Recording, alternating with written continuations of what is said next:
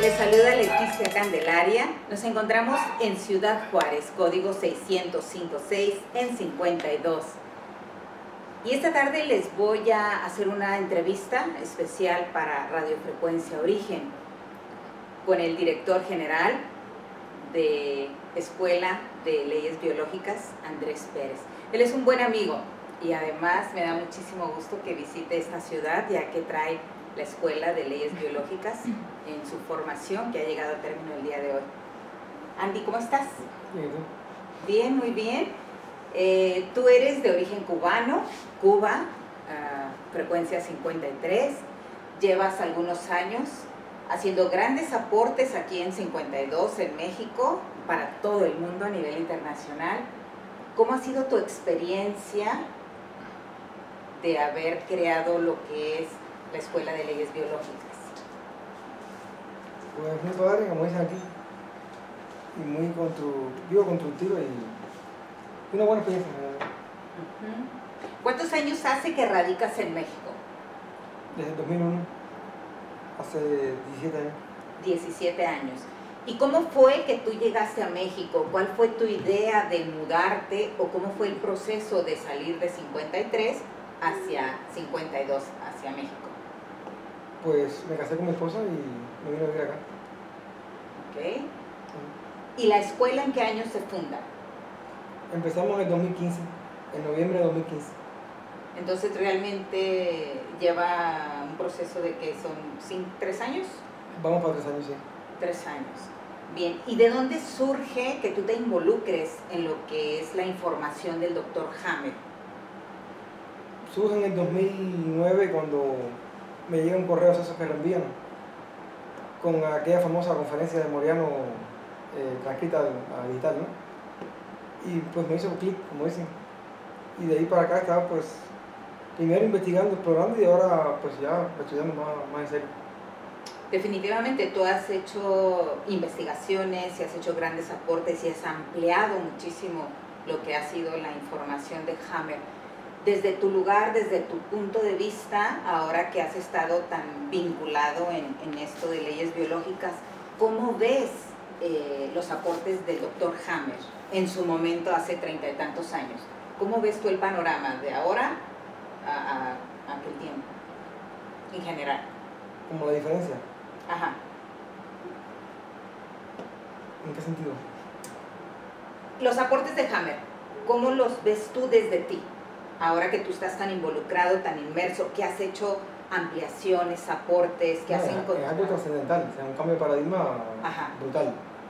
Okay. No, en el tema de la biología y de la medicina, en la salud. Exacto, y bueno, es muy importante para las personas que nos están viendo, que no saben de qué estamos hablando, que es Escuela de Leyes Biológicas, quién es el doctor Hammer. Bueno, es importante lo que estás diciendo, es un cambio de paradigma en cuanto a la medicina o lo que comúnmente llaman enfermedad. ¿Cómo defines tú entonces las leyes biológicas? ¿Qué son para ti las leyes biológicas? Son 5 leyes biológicas y es en lo que se basa el cambio de paradigma. Ajá. ¿A qué te refieres? A eso que me estás diciendo específicamente. Y ahora, algo muy importante, yo he escuchado muchas personas que hablan de leyes biológicas y ni siquiera saben qué son las leyes biológicas. Creen que lo de la gravedad y cosas por el estilo son leyes biológicas. Sin embargo, como dices, son 5 leyes muy específicas descubiertas por el doctor Hammer y son la base para todo el desarrollo que se ha llevado a cabo en relación a ver de dónde se originan los síntomas y todo eso. O sea, tanto la ley de gravedad como las leyes biológicas son leyes naturales. Exactamente, esa es la diferencia. Hay leyes de la física, de otras ciencias. Exacto. Y hasta ahora se había trabajado antes de Hammer sin leyes en la biología y la medicina. Hasta que llega Hammer y su aporte es descubrir. O sea no las inventa, él las descubre, ¿no? Las descubre, las investiga, se da cuenta a raíz del asunto con su hijo. Que también la biología se basaba en leyes, que se cumplen el 100% de los casos. El 100% de los casos se cumplen y eso es real y se dan las evidencias muy, muy específicas y muy concretas. Entonces, como yo he escuchado tantas personas que han hablado de leyes biológicas y no saben ni qué son las leyes biológicas, me gustaría que me enumeres las 5 leyes biológicas para todas esas personas que no lo saben. ¿Qué dice la primera ley biológica? La primera plantea que si hay un evento que es inesperado, vivido en soledad, más o menos agudo y dramático, inicia un programa especial de la naturaleza, extraordinario, que no es la alternancia de simpaticotonía y vagotonía normal, fisiológica, sino es un programa para casos de crisis y de emergencia. Entonces, cada ley tiene su característica. La segunda ley se trata de que este proceso biológico tiene 2 fases. Cuando ocurren las 2 fases, la característica o sea, la condición para que sea la segunda fase. Y bueno, aquí sí, pero es que de veras, créeme que es tan trascendente y tan importante que menciones las 5 leyes biológicas, en qué consisten, porque yo he escuchado gente que no sabe y además ahorita nos va a ver muchas otras personas que ni idea tienen. Entonces, bueno, esta segunda me dices habla de las 2 fases. En forma general, las características de cada fase, que serían simpaticotonía, vagotonía, ¿cuál es así básicamente? En la primera fase predomina la simpaticotonía, que es un estado como de alerta, ¿no? De alerta constante, permanente. Que el objetivo es que la persona se centre en la situación conflictiva que tiene para resolverlo lo antes posible. En estos casos puede haber aumento de la función, proliferación de celular o reducción celular, disminución de la función, ya son más detalles, ¿no? Claro. Que después, en la segunda fase, es retornar al organismo a como estaba antes del inicio del programa especial. Dicho de una forma muy general. Perfecto, con eso es suficiente. Tercera ley, ¿qué dice? La tercera ley trata de la relación de los órganos en dependencia de la capa embrionaria que lo compone, su relación con el cerebro, que es donde se controla cada órgano, en dependencia de la capa embrionaria, y qué pasa en las 2 fases del SBS, de una forma muy general. Ajá, y que en ese caso, ¿cuántas capas del cerebro hay? Hay 4 capas embrionarias. O sea, cada órgano se corresponde o está formado por tejido de determinada capa embrionaria y es controlado en una zona del cerebro específica. Ajá, o sea, todo se va a registrar en el cerebro. Por ejemplo, el tejido endodérmico, las células endodérmicas, son controladas del tronco cerebral, la mesodérmica antigua del cerebelo, el tejido mesodérmico nuevo de la sustancia blanca o médula cerebral y el ectodérmico de la corteza cerebral. Perfecto. ¿Y en la cuarta ley qué dice? Del papel de los microbios real. Se llama el sistema ontogenético de los microbios y esta es la ley, digamos, más simple, pero a la vez la más difícil de que la persona como que es un shock, porque siempre nos han dicho que los microbios son nuestros enemigos, que están para hacernos daño, y esta ley plantea lo contrario, que son simbióticos y tienen un papel fundamental en la segunda fase del SBS, ya sea de reparación de tejidos o de degradación de tejidos que están de más ya, que en un momento fueron útiles, pero que en la segunda fase ya perdieron utilidad y son degradados. Entonces tienen una función y no son enemigos, no tienen uno por qué estar ni asustándose ni atacándolos. ¿Y la quinta ley qué dice? Es la que digamos que redondea todo, es la que explica que no hay, que lo que le llaman enfermedad no es producto de mal karma ni de situaciones sin sentido o sin explicación, sino que todo es parte de un programa para salvar la vida. O sea, que tiene un objetivo y un sentido biológico y una utilidad. Estos programas especiales, que normalmente se le llaman enfermedad, es darle el vuelco completamente, ¿no? Exacto, entonces no hay que luchar contra la enfermedad, sino ver la función y el propósito que hay en los síntomas, que es lo que nos están diciendo. Que al final es para la sobrevivencia. Exacto. Bien. Bueno, y el que tú hayas abierto una página tan importante que anteriormente se llamaba Pasado Futuro, con toda esta información, que ahora se llama Escuela de Leyes Biológicas. ¿Cuál es para ti la finalidad de poner abierto al público toda esta información? Lo que pasa es que este tema es fundamental para la, digamos, la sobrevivencia de la humanidad y consideramos que no se debe limitar, sino que todo el mundo tiene la posibilidad de tener acceso a la información esta. Venga donde venga, de haya descubierto quien la haya descubierto. No es lo mismo, por ejemplo, que alguien cree algo, una obra literaria, por ejemplo, o de arte, que bueno, que puede tener la posibilidad de compartirla o no, que le paguen por ella o no. Pero este tema es fundamental para entender nuestra salud, o sea, cómo funciona nuestro organismo, y consideramos que todo el mundo debe tener acceso a él sin límite y sin tener que pagar por ello. Pues es para la humanidad. O sea, como tal el contenido de la información, ¿no? La fundamentación. O sea, es para la humanidad abierta, completa, como dices, no hay un solo dueño. No, todos debemos tener el derecho de acceder a él. libremente. Siempre estuvo así en nuestro sitio abierto, pero antes estaba, digamos que toda la información, y aparte teníamos un programa en la escuela de estudio bien, creo que bien estructurado, bien pensado. Seguimos mejorando. Pero hace poco decidimos que mejor íbamos a compartirlo todo, incluso hasta el propio programa, con todo el orden que lo hacemos en las clases presenciales. Y así lo hicimos y estaba abierto para todo el mundo. Así es, llevas años haciendo la formación en clases presenciales, pero recientemente ha abierto el programa que llevaba en las clases, abierto para que si usted lo quiere tomar en su página, bueno, no tiene que pagar un peso, un 5, un dólar, y sigue la formación de manera específica.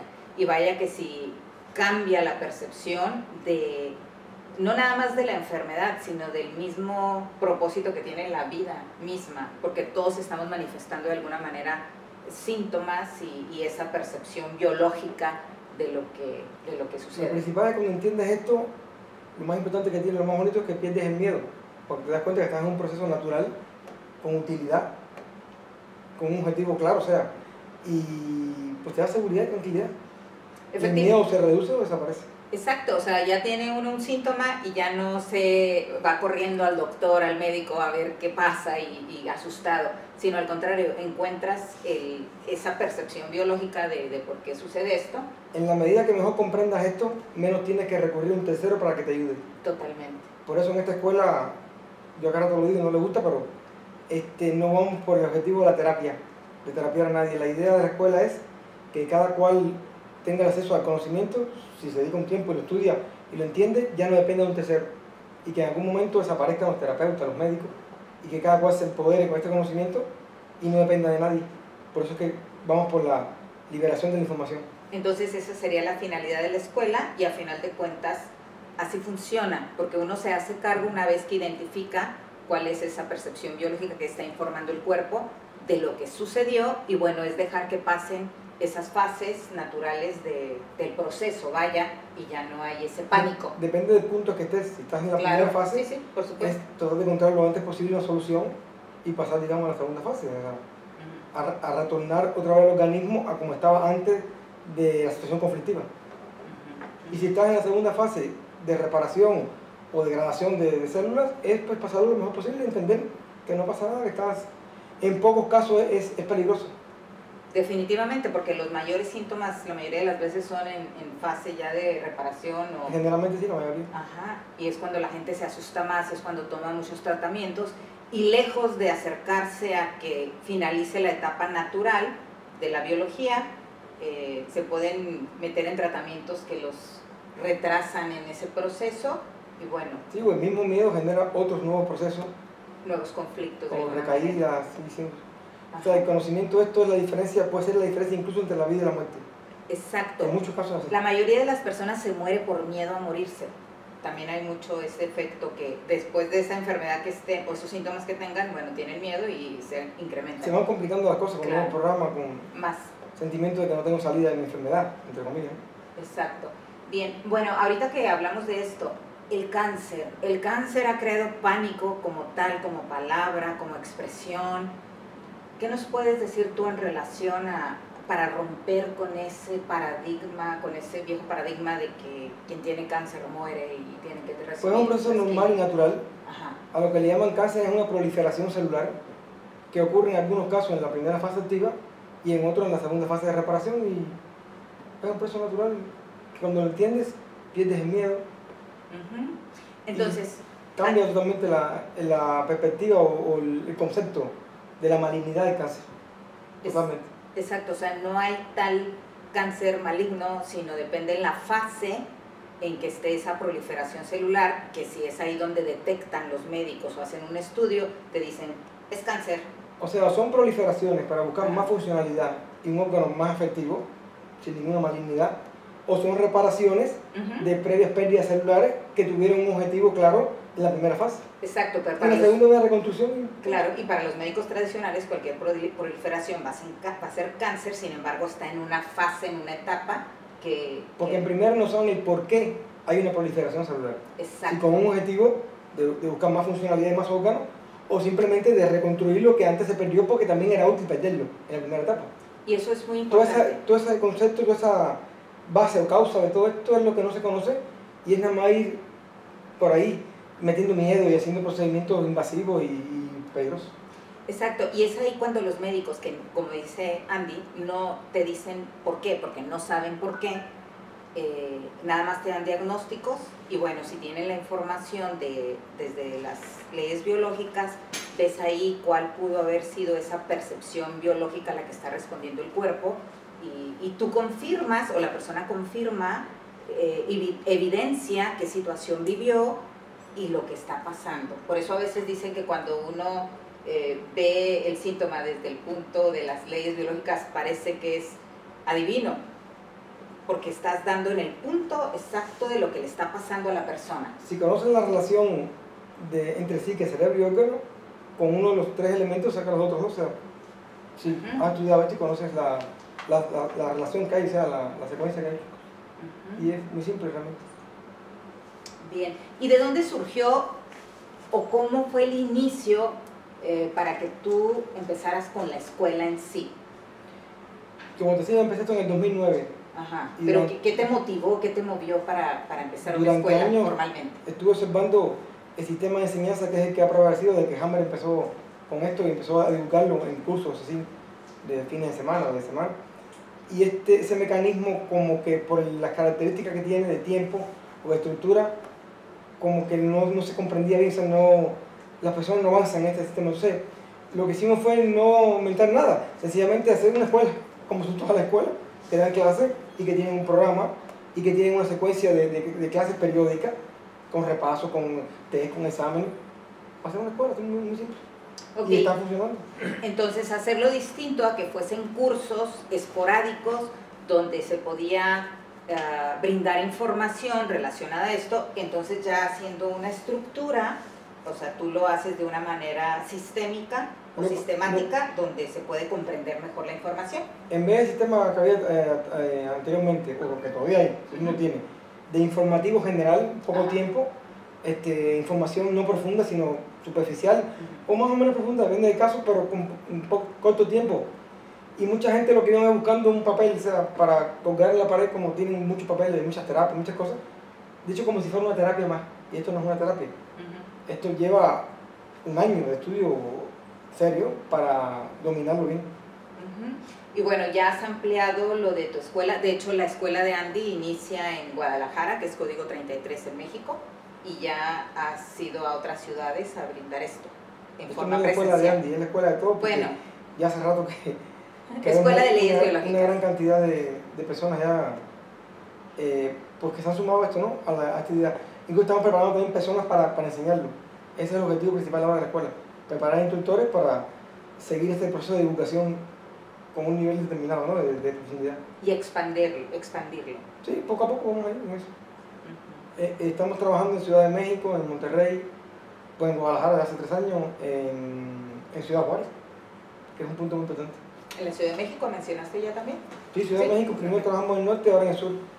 Monterrey y Ciudad Juárez en este momento. Y hay varios proyectos, pero que todavía no inician. Bien. Y en Guadalajara desde hace 3 años. Bien. Andy, ¿cómo ha sido tu percepción de Cuba una vez que te has ubicado en México? Desde estar en este territorio, ¿cómo ves tú Cuba, después de haber vivido allá? ¿Fue diferente vivir allá, luego salir y desde aquí ver Cuba? ¿Cómo ha sido? Pues mismo desastre de siempre Cuba, desde antes estando allá, estando acá. Bueno, si quieres hablar de Cuba, hablamos de Cuba, pero mi opinión de Cuba, pues no es la más así como bonita que digamos. ¿O a qué te refieres? ¿Quieres saber mi opinión política sobre Cuba? O sea, si quisieras, la percepción me imagino que debe ser diferente, pero tú me dices que es igual estar ahí que estar de fuera. Yo pensé que hubiese sido No, no es lo diferente. mismo. El que nunca ha estado allí puede pensar una cosa muy diferente de lo que es. Ajá. Pero como tú viviste ahí y ahora estás acá, nada más quería saber si mutó la percepción. ¿Sigues pensando lo mismo? Nada más que de afuera lo ves. Ok. Bueno, bien. Y por supuesto, ni ganas de regresar a Cuba. ¿O sí? No, ni ganas ni debo regresar a Cuba. Bien. Entonces, México, 52, ¿te ha tratado bien? Sí, claro. Muy bien. ¿Y cuáles son los proyectos que hay para Escuela de Leyes Biológicas? ¿Qué planes hay, además de la expansión? Estamos ahora trabajando sobre todo este tiempo en la estructura de la escuela, creando una estructura lo mejor posible, lo más organizada posible. Hemos estado últimamente puliendo los materiales que tenemos, técnicamente lo más preciso posible, lo más didáctico posible. Y, o sea, en cuanto al material como tal, técnico, y también a la estructura de exámenes, de todo, digamos, pedagógica o estructural en cuanto al personal, ¿no? También no sé cómo decirte, a la proyección como escuela en general, que también como se va ampliando, necesitamos ir creando, ¿cuál sería la palabra? Estructura es la palabra. Estructura, sí, sí. Técnica y humana, vaya, ese es el punto. Bien. Mucho se habla de las metástasis. ¿Qué nos dices de las metástasis? Las metástasis son entendidas en la medicina oficial como que algunas células, según ellos, se vuelven locas y empiezan a multiplicarse y después van navegando, digamos, por el torrente sanguíneo linfático y llegan a otros lugares y se empiezan a reproducir ahí. Desde el punto de vista médico. Ajá. Pero, o sea, a partir de que he encontrado un cáncer o un tumor, después aparecen al poco tiempo después otros procesos también, o sea, llamados cancerígenos. Ese hecho es cierto. La interpretación o la explicación es la que de la medicina oficial que nosotros lo compartimos en las leyes biológicas. Son nuevos procesos biológicos a los 3 niveles que te decía ahorita, ciclo cerebral orgánico, independientes. En muchos casos, productos del primero, de enterarte de que tienes un cáncer, lo que te genera eso, o sea, ¿cómo lo ves? Que te generan nuevos procesos biológicos para supervivencia. Mal interpretado como que se van de un lado a otro. Exacto. Entonces, medio traducido esto sería que no es que se fue solito un cáncer a otro lugar, sino que hubo otro conflicto o otra percepción biológica que generó que se origine en otro lugar y es otra capa distinta de las capas que mencionó Andrés, y bueno, no hay esa expansión, bueno, ese crecer hacia otro lado. Esa contaminación esa contaminación no es real, sino son diferentes órganos desde otro nivel, desde otro punto. Quería que hicieras esa aclaración. ¿De la misma capa media o de diferente? Exacto, pero con otro origen, vaya, no es el mismo. O sea, con otro motivo, o sea, con otra percepción biológica, muchas veces dada por el enterarte de que tienes un cáncer. ¿Cómo lo ves? ¿Cómo lo vives? Generalmente las personas que dicen que tienen cáncer tienen miedo a morirse porque la mayoría se mueren, no de cáncer, realmente. Del miedo. Del miedo, los procedimientos oficiales y todo.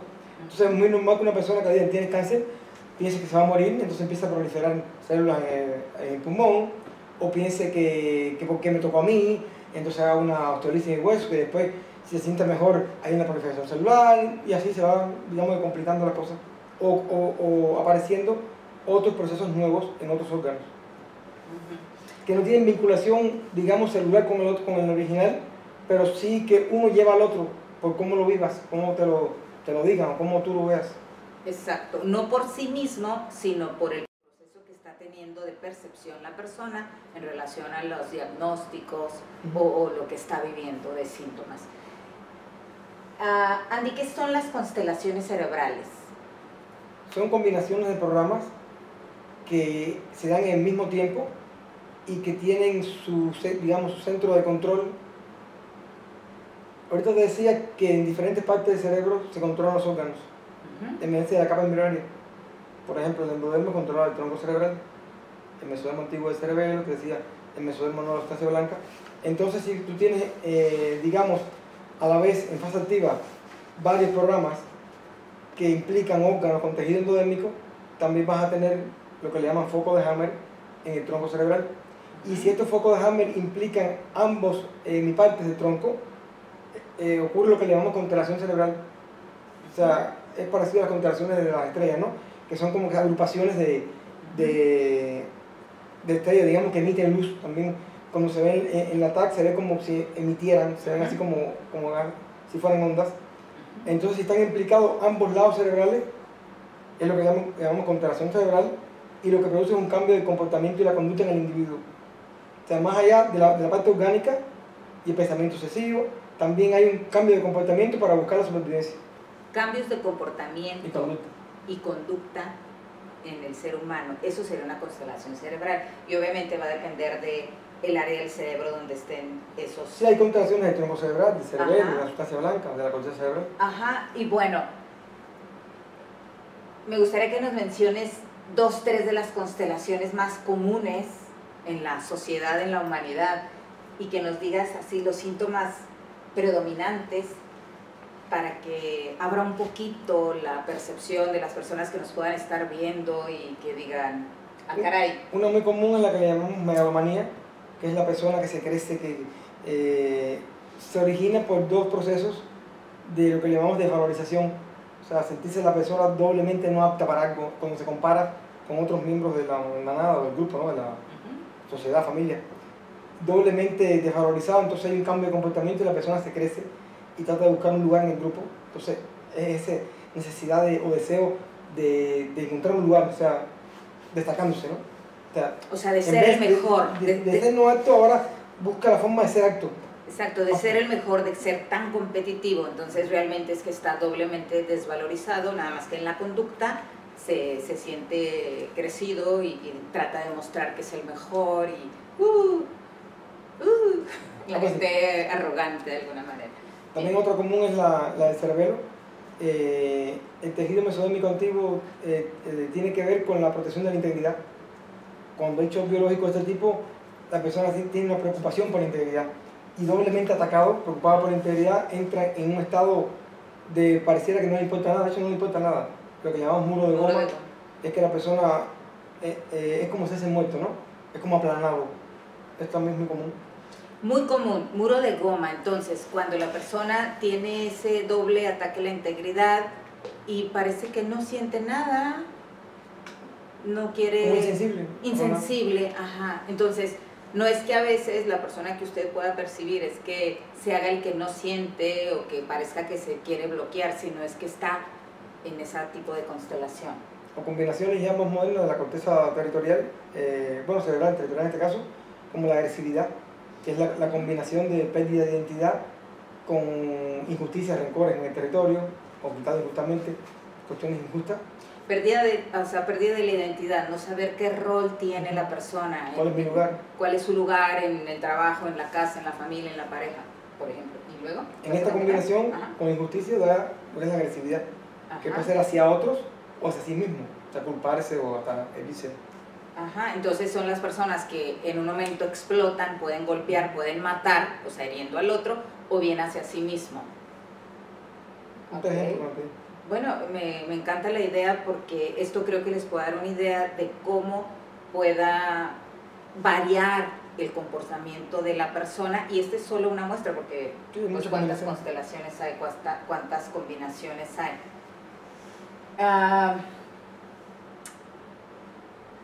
Escribiste un libro. ¿Podemos, cómo se llama el título del libro? Es un libro sobre Cuba. Ajá. De una experiencia que tuve muy interesante, muy divertida en Cuba, en una prisión cubana. ¿Ese se puede encontrar en algún lugar, a la venta? Ya, estaba en Europa, pero ya creo que ya no. Actualmente se puede descargar gratuitamente de la página también. ¿En la página? Digital, sí, en la página. En una de las leyes biológicas. Ah, ok. En otra que se llama 100yaldabo.com. Otra vez, ¿cómo se llama la página? 100yaldabo. 100, así como 100 con C de casa. Ajá. 100. Bueno. 100 y Aldabo. Aldabo, ¿con B grande? Sí, sin acento.com. 100-Aldabo. No, 100 y.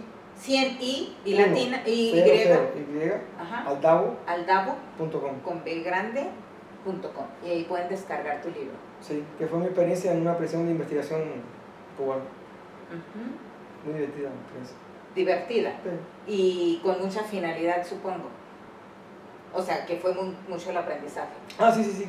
Del universo, digamos, ¿no? Pues sí, claro. La vida puso experiencia para que crearas toda esa conciencia y, bueno, crearas lo que estás creando.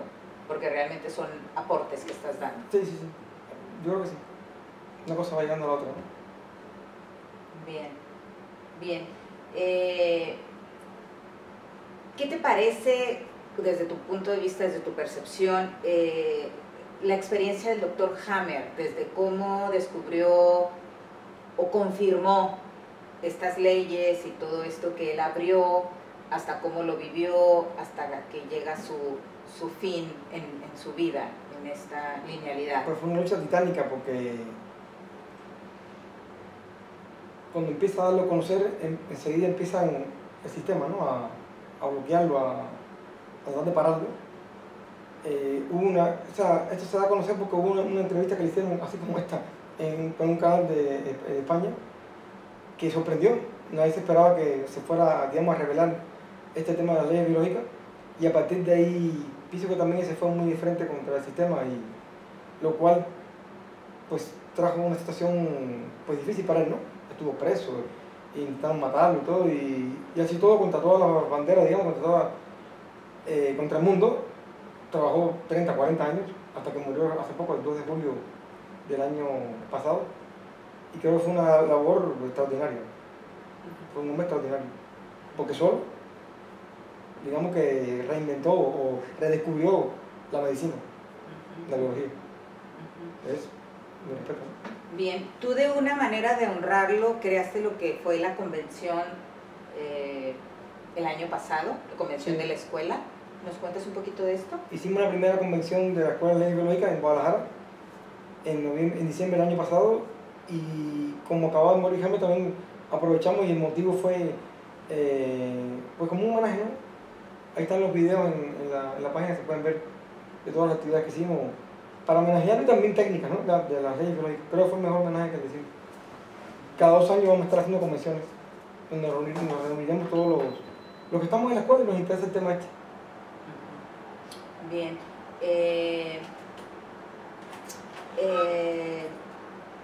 ¿Cuándo será la siguiente convención? ¿En qué mes? En noviembre del 2019, va a ser cada 2 años. Próximo año, en noviembre, en Guadalajara también. En Guadalajara también, y será la segunda ocasión. Sí, es posible que en la tercera, el 21, sea aquí en Juárez, por no tienen esa idea ustedes, la organizadora de aquí, ojalá, pero en la próxima, noviembre del 2019 en Guadalajara.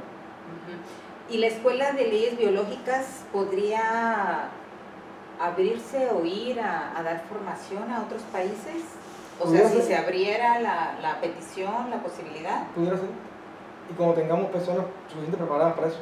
Actualmente vemos 3 que damos las clases en la escuela, y estamos preparando a 4 personas más. 3 de ellos de aquí de Juárez. Bueno, y entonces ya sería ir abriendo otras plazas. Sí, lo que pasa es que es un proceso lento. Hemos creado una serie de exámenes en la escuela. Son como 7 exámenes para llegar a, digamos, como que a graduarse o a estar seguro de que se tiene un nivel suficiente para enseñarlo, ¿no? Correctamente. Bien, bien. ¿Algo más que quisieras compartir con el público que nos ve en este momento en relación a tu escuela, a la formación? La escuela, donde sea que se interese por este tema, porque es fundamental. O sea, no es lo mismo a lo mejor la carrera de arte o de historia, otras cosas que son muy bonitas, muy interesantes, pero esta es tu vida, la que está en juego. En la medida que conozcas cómo funciona tu biología, tu cuerpo, cómo reacciona ante las situaciones amenazantes a la vida, o sea, a su supervivencia, y cómo reacciona tu cuerpo, los síntomas que vas a tener tranquilidad o intranquilidad, y puedes terminar mal. Efectivamente, como dice Andy, se trata de la vida personal de cada uno y cómo podemos tener una nueva percepción de todo lo que estamos experimentando. Y bueno, un fundamento de cómo funciona la biología. Exacto, cómo funciona la biología, cómo responde a todo lo que vivimos. Y bueno, está lo que es relacionado al área del cerebro que se llama ectodermo, que tiene que ver con las relaciones con los demás y con el territorio. Ampliamos un poquito ahí en relación a cómo pueden surgir los conflictos o los síntomas en relación a lo que es ectodermo, sí, porque esto nos incumbe. En el cerebro hay 4 áreas, sí, que controlan todos los órganos y tejidos o partes de nuestro organismo. La que te refieres es el tejido ectodérmico, son células epiteliales escamosas, pavimentosas. Se dice que es lo más moderno, la más moderna, que están controladas de la parte más moderna del cerebro, que es la corteza cerebral. Decía territorial, ¿no? Sí. Lo territorial es lo más común porque todos tenemos territorio, o sentimos amenazas al territorio, pérdidas, marcaje del territorio, injusticia en el territorio, identidad en el territorio. O sea, es lo más común, digamos, de activar en la vida cotidiana, en nuestras relaciones con nuestros congéneres, ¿no? Con las demás personas. Ajá, sí, sí, me surgió hacerte esa pregunta o que quisiera que abrieras ese punto precisamente por lo cotidiano, lo importante que es conocer esta información para poder comprender lo que vivimos en la vida diaria, que tiene que ver con eso territorial y bueno, del otro lado lo que es el igual marcaje de territorio, frustración sexual, todo ese tipo de cosas. Sí, es muy común que todos tengamos, o la mayoría, digamos, focos de hambre en esta área y implicados órganos que tienen que ver con el territorio. Bien, qué interesante. Y bueno, ahorita que estás marcando o hablando de estos asuntos de conflictos de territorio, en la epicrisis de un conflicto, una percepción biológica específica, en la epicrisis, que puede ser máximo en 3 semanas después de que se resuelve un conflicto, puede haber un infarto en una de las diferentes situaciones. Desde las 5 leyes biológicas, suponiendo que hubiese habido un conflicto en quien llegó a ser presidente en nuestro país recientemente, porque no sabemos cómo lo percibió él, cómo lo vivió él, no tenemos idea, ¿verdad? Pero bueno, puedes abrir un poquito desde las 5 leyes, qué podría suceder en dado caso que hubiese habido conflicto. Sí, con eso digamos que se crea expectativa para bien, no con mala intención, pero porque la persona que llegó ahora al poder en México, o sea, la presidencia, que de hecho hay esperanza de que haga un buen trabajo, ¿no? O sea, si pasara lo que tú dices, que algo grave o mortal, ojalá no sea así, porque hay mucha esperanza de que haya un cambio y una mejoría. Pero si todo lo que él batalló, digamos, para llegar a este punto, y decepciones que tuvo, y problemas, y situaciones determinadas, lo vio como una situación como que lo está rebasando, que ya no podía sostenerla, y fue durante largo tiempo, fue intenso, es posible que 3 semanas después, digamos, si lo vio así, ¿no? Del momento en que toma la presidencia, o que tiene la noticia de que ganó, de que ya es presidente, o va a hacerlo, ya, es seguro, es posible que 3 semanas después tenga un infarto miocardio. Ojalá que no lo haya visto así. Y si lo tiene, que no sea mortal, pero hay la posibilidad. O también, si estas situaciones de tiempo atrás, que también se daba como seguro de que iba a ganar hace 6 años atrás, ¿no? Y no fue así. Si lo vio también como una pérdida de territorio, como algo que ya es mío, digamos, pero que se lo quita, que lo perdió, también puede haber otra opción, que sería un infarto coronario, también 3 semanas después de que recupere el territorio. Si lo hubiera visto así. Ojalá que no lo haya visto así. Exacto, porque la percepción varía desde cada individuo. O sea, un mismo evento se percibe diferente desde cada persona.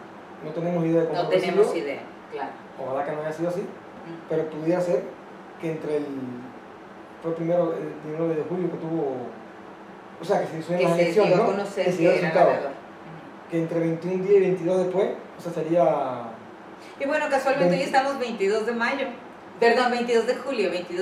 Sí, que entre hoy y mañana... Sí. Suponiendo que hubiese tenido ese conflicto y que lo hubiese resuelto en esa fecha, bueno, pues hoy alguna de esas dos formas, o de que esto me está rebasando, ya no puedo sostener esta situación, o una pérdida de territorio que se resuelve. Pudiera haber infarto a miocardio, infarto coronario, y pudiera ser mortal. Ojalá que ni sea así, ni tenga ningún infarto, ni sea mortal. Y que no siempre es mortal también cuando, o sea, hacer la observación, no siempre es mortal cuando hay un infarto.